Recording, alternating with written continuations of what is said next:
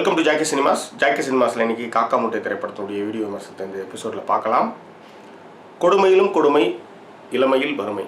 So இளமையில் வறுமைன்றது ஏற்றுக்கவே முடியாத விஷயம். ஏன்னா நம்ம ஏஜில் இருக்கிற நம்ம அந்த குட்டி பசங்களாக இருக்கிற இதில் இருக்கிற எல்லா பசங்களுக்கும், பணக்கார பசங்களுக்கு, அதாவது நடுத்தர குடும்பங்களில் இருக்கிற பசங்களாம் கிடைக்கிற ஒரு விஷயம், அதாவது அந்த ஏழை குடிசைச்சேரி வாழ் சிறுவர்களுக்கு மறுக்கப்படும் பொழுது அது மிகப்பெரிய வேதனை கொடுக்குது. அது பரபரப்பான அந்த நகர சூழலில் அதை யாரும் யோசிக்க கூட மாட்டாங்க. இங்கே ஒரு பெரிய குடும்பமும் ஒரு பெரிய மக்கள் தொகை கொண்ட கூட்டம் கரையோரம், ஆற்றங்கரையோரமாக குடிசை பகுதியில் வசிக்குதுன்றது இங்கே பல பேருக்கு தெரியாது.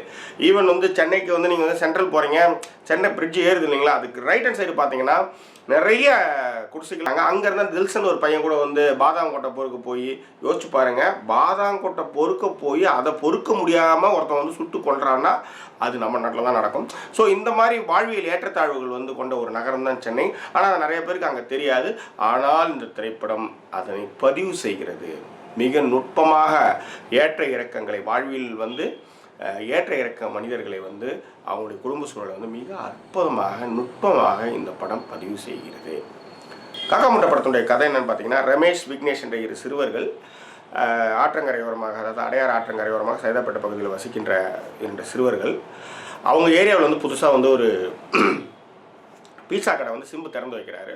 ஸோ அதை பார்த்ததுமே அந்த பீட்சா கடை மேலே ஒரு மிகப்பெரிய ஆர்வம் ஏற்படுது. ஸோ அந்த கடையில் போய் பீட்சா வாங்கி சாப்பிட்ணுன்றது அவங்களுடைய ஆசையாக உருவாகுது. இதில் என்ன கொடுமைன்னா, வாங்கி சாப்பிட முடியாத அளவுக்கு உங்களுடைய ஏழ்மை தள்ளப்பட்ட ஒரு விஷயத்தில் இருக்காங்க. ஏன்னா அவங்க அப்பா ஒரு திருட்டு வழக்கில் ஜெயிலில் இருக்கிறாரு. அவங்க அம்மா ஐஸ்வர்யா, அவங்க தான் 2 பிள்ளைங்களை பார்த்துக்கிறாங்க. அதில் ஒரு பாட்டி இருக்காங்க. ஸோ அவங்க தான் இந்த பிள்ளைங்களை பார்த்துக்கிறாங்க. ஸோ அந்த அம்மா வீட்டு வேலைகள்லாம் செஞ்சு வர்ற பைசாவில் இந்த குழந்தைங்களை வளர்க்குறாங்க. இந்த குழந்தைங்களுடைய முக்கிய வேலை என்னென்னா, ரயில்வே ட்ராக் ஓரமாக அந்த நிலக்கரி விழுந்துட்டு போகும் இல்லைங்களா, அந்த நிலக்கரி எடுத்துகிட்டு போய் கொடுத்து அதை டெய்லி ஒரு 10 ரூபா சம்பாரித்து எடுத்துகிட்டு வரது அந்த பசங்களுடைய வேலை. இந்த பசங்களுக்கு என்னென்னா, 300 ரூபா விலையுள்ள ஒரு பீட்சாவை சாப்பிடணுன்னு ஒரு ஆசை.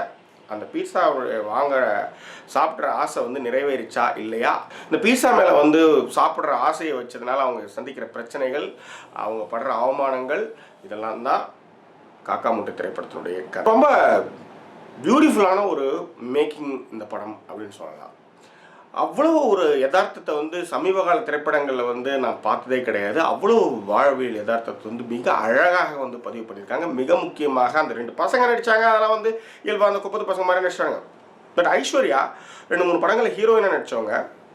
அந்த மாதிரி ஒரு அதாவது அந்த மாதிரி ஒரு குடிசை வாழ் பகுதியில் போய் கீழே உட்காந்து ஒரு குடத்துலேருந்து தண்ணியை சலுக்குன்னு க்ளீன் பண்ணி ஊற்றுறதுலேருந்து, புடவை வழிச்சிக்கிட்டு எழுந்து நடந்து போகிறதுலேருந்து எல்லாமே அந்த ஏரியா பெண்மணிகள் எப்படி பேசுவாங்களோ அந்த மாதிரி டயலாக்லாம் டெலிவரி சான்ஸே கிடையாது. அதே மாதிரி போகிற போக்கில் டிவி சேனல்ஸ் எல்லாத்தையும் போட்டு கலைக்கிறாங்க. அதுவும் என்ன விஷயமே தெரியாத அந்த ஒரு சின்ன ஒரு மேட்டர் மட்டும் வச்சுக்கிட்டு இந்த டிவி ஸ்டேஷனில் எப்படிலாம் பில்டப் பண்ணி பேசுகிறாங்கன்றது ஒரு பொண்ணு விஷயமே தெரியாமல் வார்த்தை ஜாலங்களோட அது காம்பேரிங் பண்ணுறது. அதே மாதிரி லைவில் போயிட்டு இருக்கிறப்ப முக்கியமான விஷயத்தை பேசிகிட்டு இருக்கிறப்ப திடீர்னு இருங்க ஒரு சின்ன விளம்பர இடைவேளைக்கு மாதிரி போயிடலாம் அப்படின்ட்டு இந்த மாதிரி நிறைய அபத்தங்கள்லாம் நடக்கிறது. அந்த விஷயங்களையும் மணிகண்டன் மிக அழகாக அதில் சொல்லியிருக்காருன்னு சொல்ல முடியும்.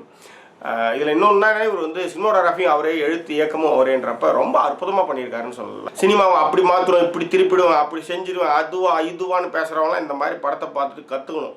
ஒரு படம் எடுத்தால் இப்படி எடுங்க, இல்லை அந்த படம் தோற்று போன கூட பரவாயில்ல, ஆனால் படம் இப்படி ஒரு படம் எடுத்தா அப்படின்ற ஒரு நிறைவாக உனக்கு இருக்கும். ஸோ அதனால் காக்கா முட்டை திரைப்படத்தை அவசியம் எல்லாருமே குடும்பத்தோடு அழைச்சி போய் பார்க்கணும். ஏன் அதை சொல்கிறேன்னா, இதில் ஒரு பையன் இருப்பான், ஒரு பணக்கார வீட்டு பையன். அந்த பையன் இவனுக்கு ஃப்ரெண்டு. அவன் பீஸா இவங்க அலைகிறாங்கன்னு தெரியும். பட் இவன் தின்ன முடியாத ஒரு பீஸாவை, அதை தின்ன முடியாமல் மீதம் உள்ள பீஸா எடுத்து அந்த பசங்கக்கிட்ட கொடுப்பாங்க. அந்த பசங்களுக்கு அந்த பையன் அதை வேணான்னு சொல்லிடுவான். வேறு எனக்கு ரொம்ப பிடிச்ச விஷயம் என்னென்னா, அந்த பசங்களுடைய தன்மானம். நிறைய இடங்கள்ல அந்த பசங்க தயார் செய்கிறதுக்கான நிறைய வாய்ப்புகளும் இருந்தும் கூட அதைகளை காட்சியில் அவங்க ரொம்ப நேர்மையான பசங்க அப்படின்றது மிக அழகாக சொல்லியிருக்காங்க. அதுவும் அந்த பீஸா வேணான்னு சொன்னது ஒன்று.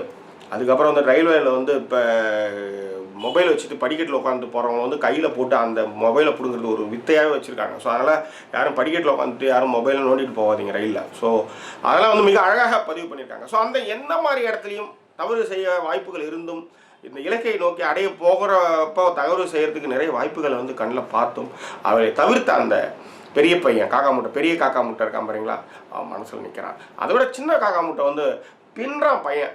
அதுவும் வந்து ஏசி ரூமில் போனால் ஜில்லிப்பாக இருக்குன்றது. அதுக்கப்புறம் வந்து என்னடா பீஸா வந்து நல்லாவே இல்லை. நிஜமாக சொல்கிறேங்க, நான் ஃபர்ஸ்ட் டைம் வந்து நான் பீஸா வாங்கி சாப்பிட்டேன். என்ன உணர்வோ அந்த பசங்க வெளிப்படுத்தினாங்க. அதில் இன்னொரு விஷயம் சொல்லுவாங்க, பீஸா வந்து என்னடா அது குழன்னு இருக்குது அப்படின்வாங்க. நூல் நூலாக வரும். இது பீஸாவே கிடையாது, நூல் நூலாக வந்து அது கெட்டு போனது. ஒன்றும் இல்லை, 2 நாள் வடையை நீங்கள் பிரித்து பாருங்கள், நூல் நூலாக வரும். ஸோ அதை தான் வந்து இதில் வந்து மிக அழகாக வந்து வசனங்களில் வந்து இயக்குனர் வச்சுருக்காரு.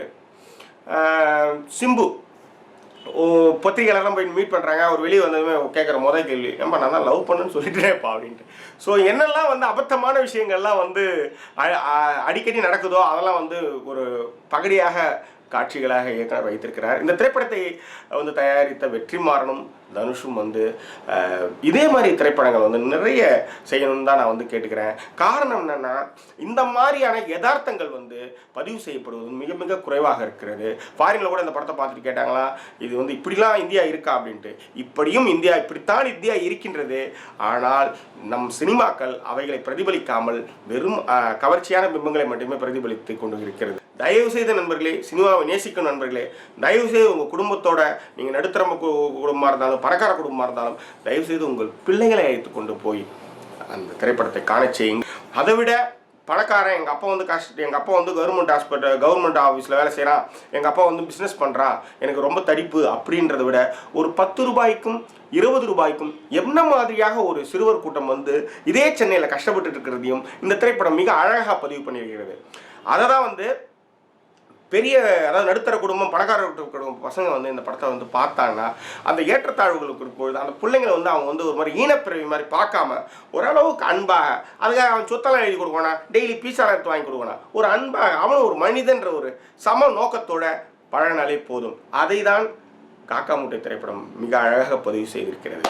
எல்லாத்தை விட இந்த படத்தில் வந்து சூதுகவும் ரமேஷும் யோகி பாபு அந்த பனிமுஜுவாயன் இந்த 2 கேரக்டரும் வந்து அடிக்கிற லூட்டி இந்த படத்தில் வந்து செகண்ட் ஹாஃப் வந்து ரொம்ப சுவாரஸ்யமாக அழைத்து செல்ல உதவுதுன்னு சொல்லலாம். அதே மாதிரி இந்த திரைப்படத்துக்கு வந்து பெஸ்ட் சைல்டு ஆர்டிஸ்ட் அவார்டும் பெஸ்ட் சில்ட்ரன்ஸ் ஃபிலிம் அவார்டும் 2 அவார்டை வந்து இந்த திரைப்படம் வந்து தேசிய அளவில் வந்து தேசிய விருதுகளாக இந்திய அரசு வந்து அறிவிச்சிருக்கிறது. ரொம்ப அற்புதமான விஷயம் இது. உலக திரைப்பட விழாக்களில் நிறைய பாராட்டுகளை பெற்ற காக்கா முட்டை திரைப்படத்திற்கு இசை ஜி பிரகாஷ் மிக அழகாக இசையமைச்சிருக்காரு. அந்த ஃபீல் வந்து அந்த அந்த என்ன சொல்கிறது, வேர்ல்ட் மூவிஸ்க்கான அந்த ஃபீல் வந்து நிச்சயமாக படம் ஃபுல்லாகவே இருக்குது. அதே மாதிரி இந்த படத்துக்கான எடிட்டர் வந்து கிஷோர் காலம் தவறிட்டார். பட் இருந்தாலும் மிக நேர்த்தியான எடிட்டிங்கை வந்து இந்த திரைப்படத்திற்கு வழங்கியிருக்காருன்னு சொல்ல முடியும். இந்த மாதிரியான திரைப்படங்களை வெற்றிமாறன் ஆகட்டும், தனுஷ் ஆகட்டும், சிம்பு ஆகட்டும், இயக்குனர் மணிகண்டன் ஆகட்டும், இனி வரும் காலங்களில் இது போன்றான திரைப்படங்களை வந்து இவங்க வந்து செய்யணுன்றது தான் டாக்கி சினிமாஸினுடைய வேண்டுகோள். இந்த படத்தில் நிறைய குறைகள் இருக்குது. இந்த படத்தில் இருக்கிற சில குறைகளை வந்து சுட்டி காட்டலாம். ஆனால் சுட்டி காட்டி நான் தான் பெரிய ஆள் அப்படின்னு சொல்லிக்கிறது எனக்கு விருப்பம் இல்லை. ஏன்னா இந்த படத்தை பொறுத்தவரை வேறு எந்த படத்தில் வேணாலும் சொல்லலாம், பட் இந்த படத்தை பொறுத்த ஏன்னா சொல்கிறதுக்கு நிறைய பாயிண்ட்ஸ் இருக்குது. பட் எனிவே இந்த திரைப்படத்தை தமிழ் சமூகம் அனைவரும் கொண்டாட வேண்டுமா கேட்டுக்கொள்கிறேன். சில்ட்ரன்ஸ் ஆஃப் ஹெவன் அப்படி இப்படின்னு பேசாதீங்க, காக்கா முட்டை அப்படின்னு உலக சினிமா வரிசையில் இனிமேலும் பேசுங்க. மீண்டும் வேறொரு நிகழ்ச்சியில் அல்லது எபிசோடில் உங்களை நான் சந்திக்கிறேன். அதுக்கு முன்னாடி இந்த தளம் உங்களுக்கு பிடித்திருந்தால் இதை சப்ஸ்கிரைப் பண்ணுங்கள், நண்பர்கிட்ட ஷேர் பண்ணுங்கள். மீண்டும் வேறொரு எபிசோடில் உங்களை நான் சந்திக்கிறேன். அதுவரை நன்றி கூறுவது உங்கள் ஜாக்கி சேகர். நன்றி, வணக்கம்.